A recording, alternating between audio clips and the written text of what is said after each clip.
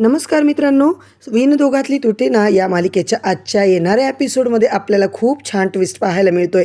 इकडून स्वानंदी जेव्हा ऑफिसमधून घरी येते प्रेक्षकांनो, दरवाजा उघडते तर चक्क सगळ्या घरामध्ये अंधार असतो. आता स्वानंदी मात्र मोठ्याने आवाज द्यायचा प्रयत्न करते आणि तेवढ्यातच लाईट्स ऑन होतात.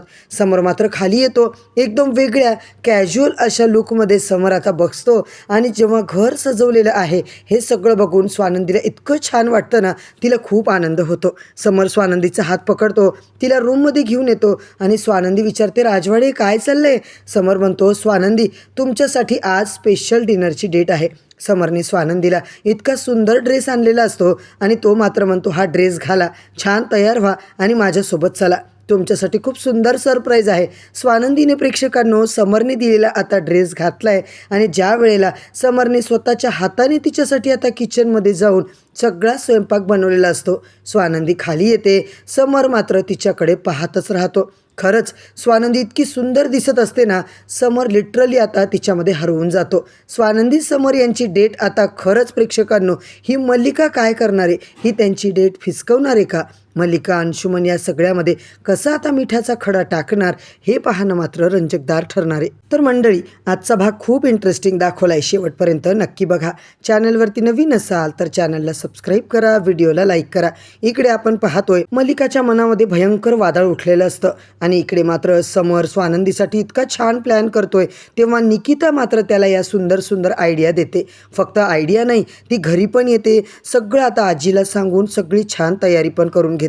स्वानंदीला आता काय काय आवडतं काय काय नाही समर सांगत असतो आणि आपण आता एकत्रच घरी जाऊया. तेव्हा मात्र स्वानंदी म्हणते, राजवाडे मला आज उशीर होणार आहे बरं का, तुम्ही प्लीज पुढे जा. समरच्या मनासारखं होतं प्रेक्षकांनो. अगदी आता स्वानंदी घरी येते, दार उघडते आणि इतकं मोठं सरप्राईज तिला आता पाहायला मिळतं.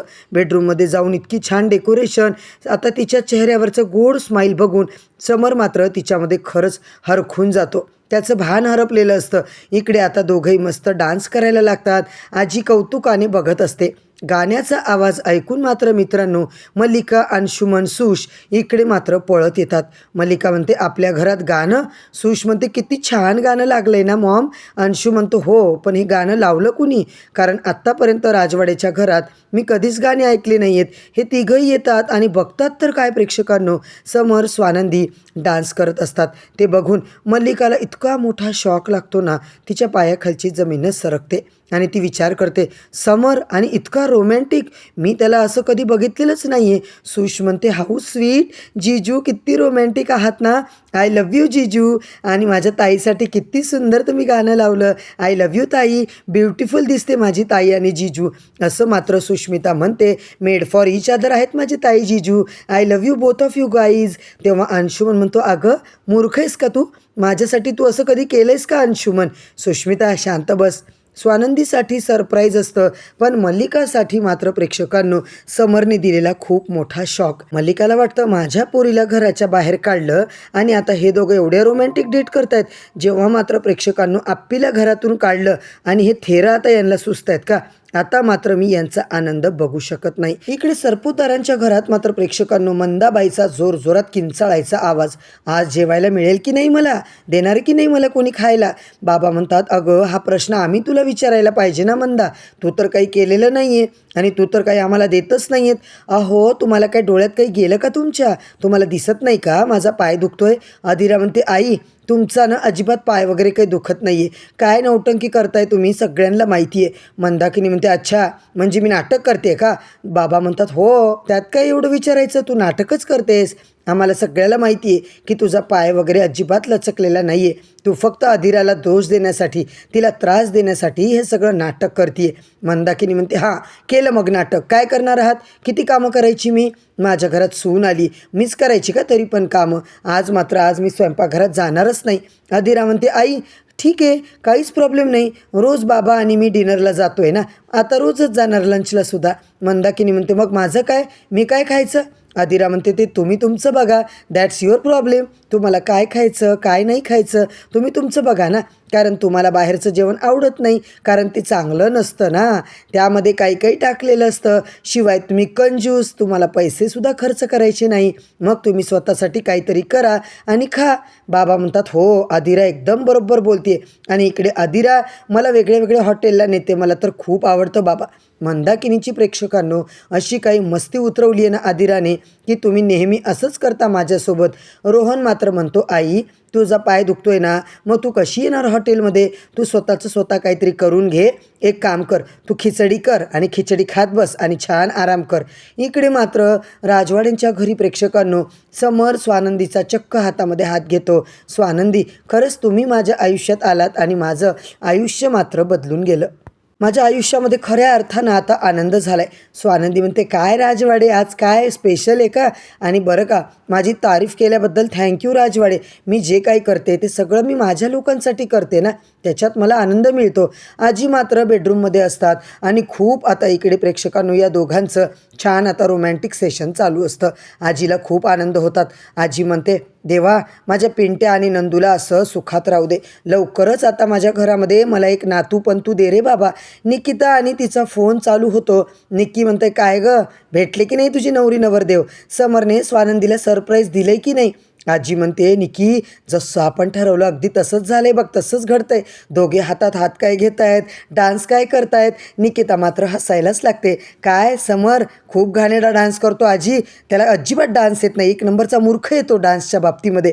आणि दोघी खूप हसायला लागतात. निकिता इतकी समरला नाव ठेवते ना, आजी तुला माहिती आहे का, या समरला डान्स येत नाही, रोमॅन्टिक काहीच येत नाही गं त्याला. निकिता मात्र आता इकडे सांगत असते. आजी म्हणतात, निकी थँक्यू गं बाई. आजी मला कशाला थँक्यू म्हणतेस गं?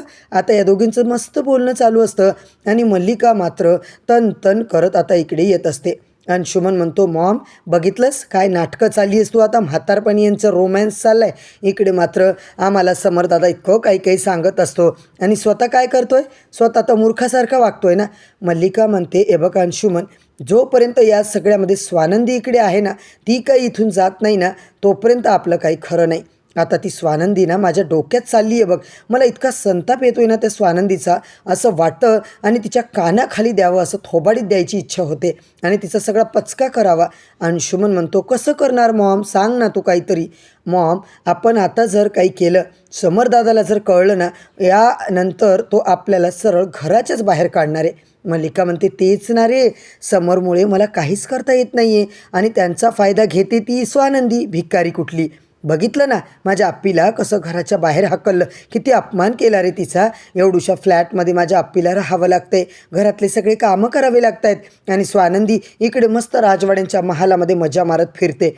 आता मल्लिका आप्पीला फोन करते, बाळा कशी आहेस गं आप्पे? आप्पी म्हणते, मॉम मला इथे अजिबात करमत नाही गो, मला नाही राहायचं इकडे, मी काय करू आता, हे घर इतकं छोटं, मला अजिबात काम करायचं नाही आहे. पहिले तर हे लोक मला घाबरत होते, आता तर मला कुणीच घाबरत नाही, चक्क मला ऑर्डर सोडतात. मी कामवाली आहे का गं? आपल्या घरचं जे काही मॅटर झालं आहे ना, त्यानंतर आता समरदादाने जे काही धमकी दिली त्याच्यानंतर या लोकांची हिंमत इतकी वाढली आहे ना गं, तुला काय सांगू. मला आता खूप कामं करावी लागतात, बायकासुद्धा नाही आहेत आमच्या घरी, माहिती आहे तुला, मेडसुद्धा येत नाही आहे. आता मी तिकडे पण येऊ शकत नाही मॉम, कसं करू?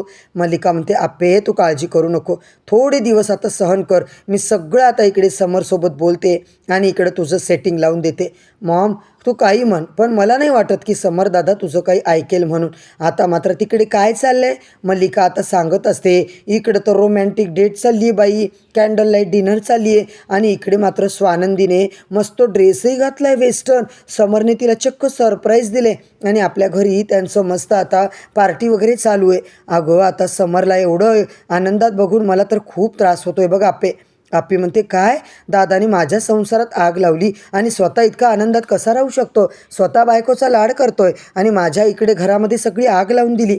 अगं आप्पे तेच ना, त्याने स्वानंदीला सरप्राईज दिलं आणि घरामध्ये पार्टी काय चालली, डान्स काय चाललाय, समरला एवढं खुश मी कधीच बघितलं नाही. आज तर तो चक्क रोमॅन्टिक झालाय गं, स्वानंदीशिवाय त्याला काही दिसतच नाही आहे. अर्पिता म्हणते, हे बघ मॉम, हे सगळं लवकरात लवकर थांबलं पाहिजे, त्या स्वानंदीमुळे आता मात्र आपलं घर फार तुटायला आले बरं का, काहीतरी करावं लागणार आहे. मल्लिका म्हणते, आता हिच्या आनंदाला असा काही सुरुंग लावते ना, असं काही हिचं वाटोळं करते ना, तू पाहतच राहा आप्पे. इकडे समरला कुठेतरी जाऊ दे या स्वानंदीचा गेमच करते. तिच्या प्रेमात आता हा समर वेडा झालाय ना, आता मात्र बघ तिची कशी वाट लावते असं म्हणत मल्लिका आणि अर्पिता मात्र प्रेक्षकांनो खूपच घाणेरडा डाव आता करत असतात. काही करून समर आणि स्वानंदीला त्यांना मात्र तोडायचं असतं. आता मात्र येणाऱ्या भागात आपण काय पाहतोय, स्वानंदी मात्र आता इकडे जेव्हा तिच्यावर मल्लिका हमला करायचा प्रयत्न करते तेव्हा स्वतःचा जीव तर वाचवते आणि समोर मल्लिकाचा खरा अवतार आणते. होय प्रेक्षकांनो, येणाऱ्या भागात जबरदस्त ट्विस्ट आता आपल्याला पाहायला मिळणार आहे. आणि हे सगळे अपडेट जाणून घ्यायचे असतील तर चॅनलला सबस्क्राईब करा, व्हिडिओला लाईक करा. उद्या परत भेटूया मित्रांनो नवीन भागाच्या नवीन रिव्ह्यूसोबत. तोपर्यंत धन्यवाद.